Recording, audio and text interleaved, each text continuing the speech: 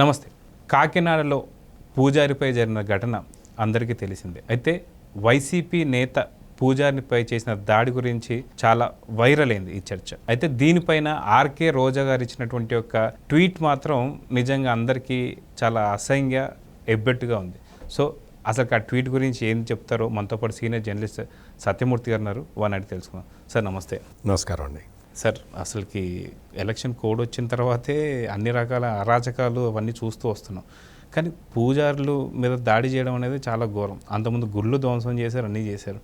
ఇప్పుడు ఎవరైతే పూజారి పైన కాకినాడలో జరిగినటువంటి దాడి పైన ఆర్కే రోజా గారి ట్వీట్ అనేది మీరు చూసే ఉంటారు. అసలు దాన్ని ఎలాగా మనం అర్థం చేసుకోవాలంటారు? ఇప్పుడు రోజాకి ఏంటి అంటే జగన్మోహన్ రెడ్డి మీద ఈగ వాలనివ్వకుండా చూసుకోవాలి. జగన్మోహన్ రెడ్డి మీద ఈగ వాలనివ్వకుండా చూసుకోవటానికి అవసరమైన ఏ పనైనా చేస్తాను అని సిద్ధంగా ఉన్నది రోజా. ఇప్పుడు అక్కడ అర్చకుడి మీద అసలు దాడి చేసిన విధానం చూస్తే ఎంత పాశవికంగా, అసలు ఎంత క్రూరుడు కూడా, ఎంత నీచుడు కూడా అటువంటి పని చేయడు. మీరు దేవుడి గుడికి వెళ్తారు. దేవుడి గుడికి ఎందుకు వెళ్తారండి? మీరు ప్రశాంతంగా వెళ్ళి దేవుణ్ణి దర్శించుకొని దండం పెట్టుకొని రావటానికి వెళ్తారు. మీరు వెళ్ళేటప్పుడు కొబ్బరికాయ తీసుకెళ్తారు, లేకపోతే అరటిపండు తీసుకెళ్తారు, లేకపోతే అగరబత్తులు తీసుకెళ్తారు. అభిషేకం చేయించాలంటే ఏదో పాలో నెయ్యో ఏదో పంచామృతాలు తీసుకొని వెళ్తారు. ఇంతే కదా. వెళ్ళి అర్చకుడికి ఇస్తారు. ఆ అర్చకుడు వాటిని ఏం చేయాలో టికెట్ చూసుకొని, అభిషేకమా అర్చన ఏంటో చూసుకొని దాని ప్రకారం చేస్తాడు. ఇది జనరల్గా జరిగేది. ఒక్కొక్క దేవాలయంలో ఒక్కొక్క విధంగా పద్ధతులు ఉంటాయి. అర్చన సరిగ్గా చేయలేదని నువ్వెట చెబుతావు? నీకు తెలుసా? నీకు తెలిస్తే నువ్వే చేసుకో. వెళ్ళి నీకు తెలిస్తే నువ్వే వెళ్ళి గర్భగుడిలోకి వెళ్ళి నువ్వే చేసుకో, అర్చన చేసుకో, లేకపోతే అభిషేకం చేసుకో. ఈ వైసీపీ నాయకుడు, నేను ఆడెవడో మాజీ కార్పొరేటర్ అట, ప్రస్తుత కార్పొరేటర్ కూడా కాదు, ఆడెవడో మాజీ కార్పొరేటరు, ఆడికి అంత పొగరా. దేవుడు సన్నిధిలో 24 గంటలు ఉండే ఆయన్ని చూస్తే ఆయన ఎంత బక్కగా ఉన్నాడు. ఆయన పెద్ద ఏజ్ కూడా చాలా పెద్దది. ఆయన దాదాపుగా 20 సంవత్సరాల నుంచి ఆ గుళ్ళో పనిచేస్తున్నాడు. ఏ రోజు కాంట్రవర్సీ లేదు. పెద్ద ఆయన, అందులో బ్రాహ్మడు. కాంట్రవర్సీ ఎందుకు పెట్టుకుంటాడు? ఎవరన్నా వస్తే, గుడికి వస్తే 4 మంచి మాటలు చెప్తాడు ఆయన.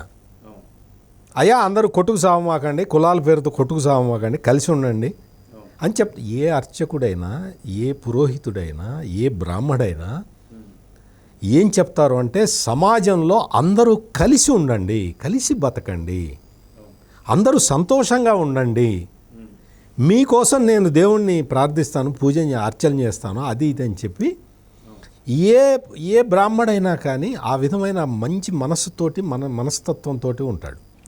వాళ్ళు ఆ పళ్ళెంలో, మీరు వేసే హారతి పళ్ళెంలో వేసే డబ్బులతోటి బతుకుతూ ఉంటారు. వాళ్ళకేమీ మీకు వచ్చినట్టు అక్రమ సంపాదన లేదు, వాడికి వచ్చినట్టు అక్రమ సంపాదన లేదు, అక్రమ ఆస్తులు లేవు, భూ కబ్జాలు లేవు, రియల్ ఎస్టేట్ వెంచర్లు లేవు, అటువంటివి ఏం లేవు. ఆ బ్రాహ్మడు పేద బ్రాహ్మడు భక్తులు ఇచ్చే కానుకల మీద బతుకుతాడు. ప్రభుత్వం ఇచ్చే 3,000-4,000 రూపాయల వేతనంతో బతుకుతాడు. అటువంటి ఒక బలహీనమైన వ్యక్తి మీద దాడి చేస్తావా? దాడి చేస్తే ఆ దాడిని ఈ మంత్రిగా చెప్పుకోవడానికే సిగ్గుపడాలి రోజా. మంత్రివై ఉండి నీ బాధ్యత ఏంటి? నువ్వు ఎవరైతే బలహీనులు ఉంటారో వాళ్ళని కాపాడాలి. చేతైతే కాపాడు, లేకపోతే సైలెంట్గా ఉండాలి. అంతేగాని బ్రాహ్మలు అంటే అంత చులకనగా ఉందా? అంటే ఏమి చేయలేరా? నువ్వు నీ జగనన్నని ప్రొటెక్ట్ చేసుకోవటానికి నువ్వు బ్రాహ్మణుల మీద దాడి చేసిన వాడిని సపోర్ట్ చేస్తావా? వచ్చే ఎన్నికల్లో, అంటే ఇంకొక 40 రోజుల్లోనో 50 రోజుల్లోనో జరిగే పోలింగ్ రోజు ఆంధ్రప్రదేశ్లో ఉన్న బ్రాహ్మలందరూ కూడా ఇప్పుడు ఒక నిశ్చితమైన అభిప్రాయానికి వచ్చి ఉన్నారు. వాళ్ళు ఎందుకు అంటే, ఒకటి కాదు జగన్ గారు, ఇది ఒకటి కాదు, ఒక సంఘటన కాదు. ఈ 5 సంవత్సరాల్లో ఇప్పటికీ 6-7 సార్లు మీకు అసలు భీమవరం పంచారామ క్షేత్రంలో అయితే బ్రాహ్మడి మీద దాడి చేసి అటాక్ చేసి బ్రాహ్మడికి పవిత్రమైన యజ్ఞోపవీతాన్ని తెంచేశారండి పాపిస్టి వాళ్ళు. ఇటువంటి సంఘటనలు జరిగితే ఒక్కడి మీద కేసు లేదు, ఒక్కడిని అరెస్ట్ చేయలేదు. దాదాపు 8 సంఘటనలు జరిగినాయి. అంటే బ్రాహ్మణుల మీద దాడి చేస్తే అందరూ సైలెంట్గా ఉంటారు. బ్రాహ్మణులకి ఏమి అండాదండ ఉండదు, కులబలం ఉండదు, బలహీనులు ఆ కులంలోనే తగాదాలు ఉంటాయి చాలామందికి. అంటే శాఖా విభేదాలు అవన్నీ ఉంటాయి. అసంఘటితంగా ఉంటారు కాబట్టి, పేదవాళ్ళు కాబట్టి వాళ్ళు ఏమి చేయలేరు కాబట్టి, వాళ్ళకి ఓటు బ్యాంకు లేదు కాబట్టి వాళ్ళ మీద దాడి చేస్తావా? ఆ దాడిని నువ్వు సపోర్ట్ చేస్తావా? ఈ అరాచకం నిజంగా. అందుకనే మొత్తం ఆంధ్రప్రదేశ్లో ఉన్న బ్రాహ్మణ వర్గాలు, బ్రాహ్మణ సంఘాలు అన్నీ కూడా ఈ రోజున ఈ వైసీపీ అరాచక పాలన గురించి చాలా సీరియస్గా ఆలోచిస్తున్నాయి. ఈ రోజా చేసిన ఈ చర్యతోటి అసలు నగరంలో ఉన్న బ్రాహ్మణ సంఘాలన్నీ కూడా యునైట్ అయిపోతున్నాయి. బ్రాహ్మణుల మీద సపోర్ట్, ఒక దాడి చేస్తే దాడి చేసిన వాడికి సపోర్ట్ చేస్తావు నువ్వు అన్న ఉద్దేశం మొత్తం బ్రాహ్మణులందరిలో కనిపిస్తున్నది. దీనికి రోజాతో పాటు ఆ పార్టీ వాళ్ళందరూ కూడా మూల్యం చెల్లించుకోబోతున్నారు. బ్రాహ్మణులందరూ కూడా ఈ రోజున సంఘటితమై ఉన్నారు.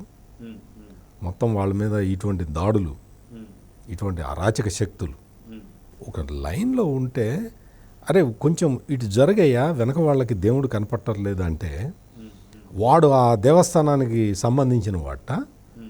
భీమవరంలో జరిగిన పంచారామ క్షేత్రంలో జరిగిన సంఘటన గురించి చెప్తున్నా.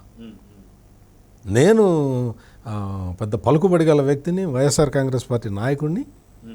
నువ్వు ఆఫ్టర్ ఆల్ ఒక పేద బ్రాహ్మడివి, నీకు తినడానికి గతి లేదు, నువ్వు నాకు పక్కకి జరగమని చెప్తావా?